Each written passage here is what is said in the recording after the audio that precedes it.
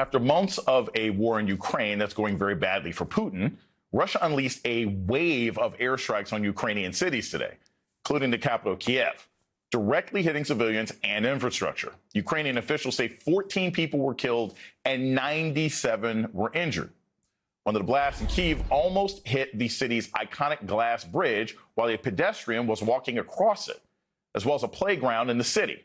Putin said today the attacks were retaliation for what he called Ukraine's terrorist acts, including the partial destruction of the only bridge connecting Russia to Crimea, which Putin illegally annexed from Ukraine in 2014. It's a bridge so important to Putin that he held an official ceremony featuring him driving across it, boasting at the time that, quote, even during the reign of the czars, people dreamed of building this bridge. And now he has once again illegally annexed territories in Ukraine. Today, the UN began an emergency session to debate condemning that annexation. NBC's Cal Perry has the latest from Kyiv. The first rockets landing here in the capital at 8:15 in the morning at the height of rush hour. This is a city that was on its way back in many ways. People coming back to this city, but that calm destroyed in an instant. That was the first volley of fire. There were two more in just the capital alone, at least 8 people dead here, with another dozen or so wounded, according to emergency services, though those numbers could easily rise. These were attacks across the country, not just in the capital city. To the east, in the city of Kharkiv, 5 explosions taking place around the same time, 8:30 in the morning. In the center of the country, the vitally important city of Rivne, at least 5 people dead there, another dozen or so wounded. And to the far western part of the country, the city of Lviv, which has managed to stay really out of the line of fire, hit by a volley of rockets. We understand that it was electricity targets being hit there. The power was out for some time today.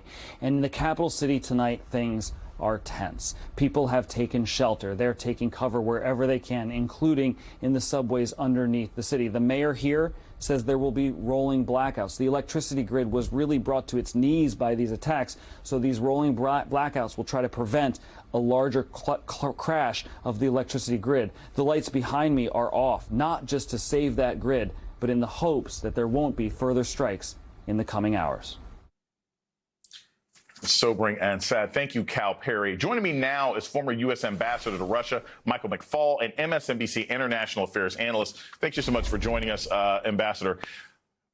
This is the first thing that gets me.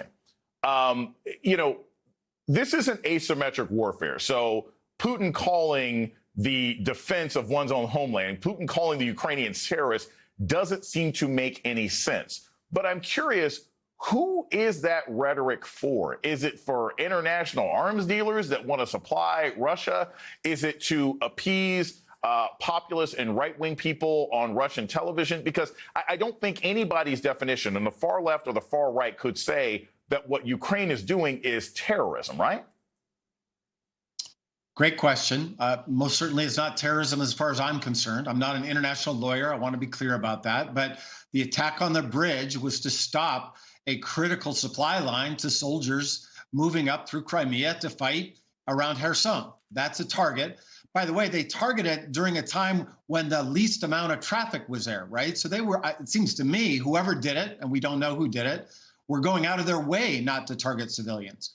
What Putin did in response was exactly to target civilians. All of those, that photograph that you just showed, that map, all those cities were civilian targets. That is the definition of terrorism. Targeting civilians to terrorize people is the exact opposite. To your question of who is it for, it's definitely for the Russian population. It's for a domestic audience. It's to give him an excuse to double down, to mobilize forces that is proving to be rather unpopular inside Russia. He's saying we need to protect the homeland from these quote unquote terrorist attacks by first launching all these missiles, and second, by sending more soldiers into all parts of Ukraine. Ambassador, one of the things that strikes me about this recent volley is also the symbolisms. And we hear the rhetoric from Vladimir Putin, it's terrorism, this is why I have to do it. But the symbolism of taking out that bridge. This is a bridge that he once walked across. This is a bridge that he bragged about. This would be the equivalent of attacking Delaware or something else like that, like something that is personally linked and associated with the president. At this point, Could we argue that what Putin did in retaliation was personal? That this was not necessarily strategic attacks, but it was a personal attack because he now feels that the war has come to his symbolic doorstep? Exactly. It's all personal and has nothing to do with strategy. By the way, the attack took place on his 70th birthday, right? So he took that as a personal thing. But I think that's a metaphor for the larger war. Remember, Ukraine wasn't threatening Russia. There was no threat to Russia. This talk about NATO expansion was not real. This is a personal war because Putin believes that Ukrainians should be part of the Russian Empire.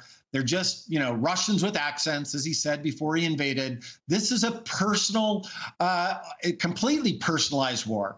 And tragically, for the Ukrainian people, they've had to endure that. But now that he's losing, it makes it all the more difficult for him because it's all about Putin's personality, his ego, and has nothing to do with actual Russian security objectives. Ambassador, I think this is key because when you talk about what his motivation was, Vladimir Putin has been very clear. This is imperialism. I just want to get these territories back because I want to make sure I create this greater Russia. A lot of the domestic American sort of far left and even the international left has said, no, no, no. Putin was provoked into this action, that the United States is propping up Ukraine to fight some sort of proxy war, that there are tons of diplomatic solutions out there and that the United States is preventing those things from occurring. When you see actions like this from Vladimir Putin, does this bring us any closer to a supposed diplomatic solution? Because it seems to me that if this has gotten into a personal spitting match between Zelensky and Vladimir Putin, I don't see any diplomatic solutions on the table anytime soon. It's very hard to see. I agree. And that's what makes this moment so tragic. My assessment, I talk to Ukrainian officials pretty regularly. I had two calls canceled today, by the way, Zoom calls, because people were without electricity. But when I talk to Ukrainian officials, I think they're ready to negotiate some kind of terms. They want this war to end.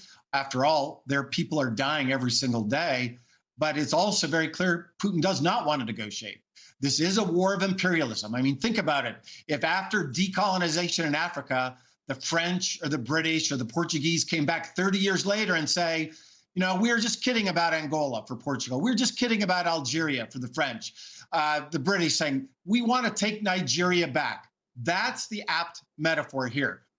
Ukraine gained its independence. The Soviet empire collapsed. And 30 years later, Putin has decided he wants to colonize these territories. The Ukrainians are fighting back, but because of that, it makes it very difficult to think about some kind of negotiated solution until the Russian army, I think, tragically, until the Russian army is stopped on the battlefield. There are no givebacks in international relations. Ambassador McFaul, thank you so much for joining us this evening.